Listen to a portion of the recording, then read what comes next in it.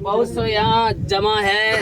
आज अलविदा जुमा है और भीड़ में है, बड़ी तादाद में है। ये माधोपुर की मस्जिद है, ये जो देख रहे हैं आप लोग।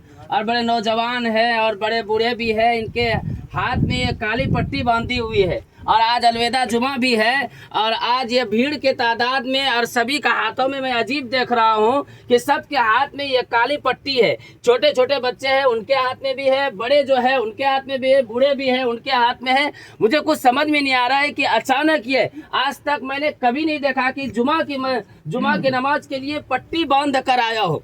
देखो, जुमा की नमाज में पट्टी बांध कर आया हूँ, लेकिन मैं अचानक आज देख रहा हूँ कि इन नौजवानों के हाथों में और इन बड़े बूढ़ों के हाथों में, यहाँ तक कि छोटे छोटे बच्चों के हाथों में भी पट्टी बांधी हुई है। और आज अलविदा जुमा है। आज बहुत भीड़ और तादाद में है, जमे गफीर है, नौजवानों की भी, बड़ों की है, बूढ़ों की है। अब मैं मौलाना शाहजहां साहब से पूछना चाहता हूँ कि आपने ये पट्टी क्यों बांधी, क्या वजह बनी है आपको ये जुमा में पट्टी बांधने की?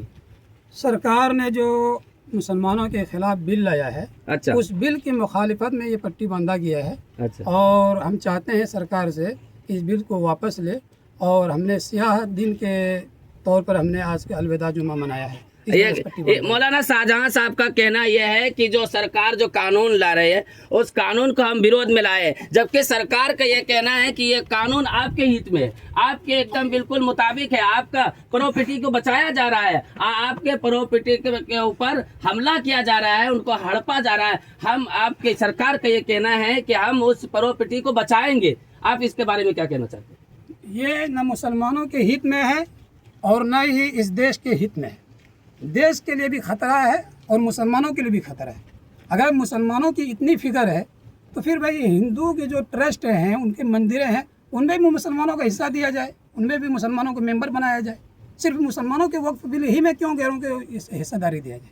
जी, ये बहुत बड़ी बात है कि इन्होंने मौलाना शाहजहां साहब ने कही। बहुत बड़ी बात है कि असल में जो वक्फ मुस्लिम प्रॉपर्टी का है, जो वक्फ पर्सनल बोर्ड के जो वक्फ है, उनमें ही गैर मुस्लिमों को यानी गैर मुस्लिमों को हिस्सादारी बनाया जाता है उनके। लेकिन अगर उनके जैसे मंदिर है, चर्च है और भी कोई चीज़ है, उसके अंदर क्यों नहीं ये तब्दीलियाँ है जो कि मुसलमानों का उनके अंदर भी बनाया जाए? ये बहुत बड़ी बात है। हाँ, मौलाना याकूब साहब से हम पूछना चाहते हैं। हाँ जी, आप बताइए ये सब कि ये पट्टियाँ क्यों बांधा कर लाए, क्या वजह बनी है आपको? क्या नाराजगी है आपको कि सरकार से नाराजगी है?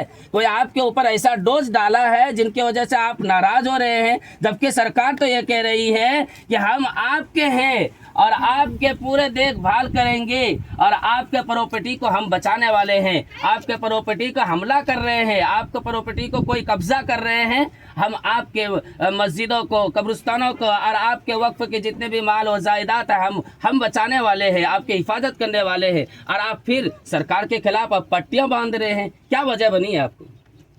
दरअसल बात यह है कि ये जो वक्फ तरमीमी बिल नहीं, बल्कि ये सांप का बिल है।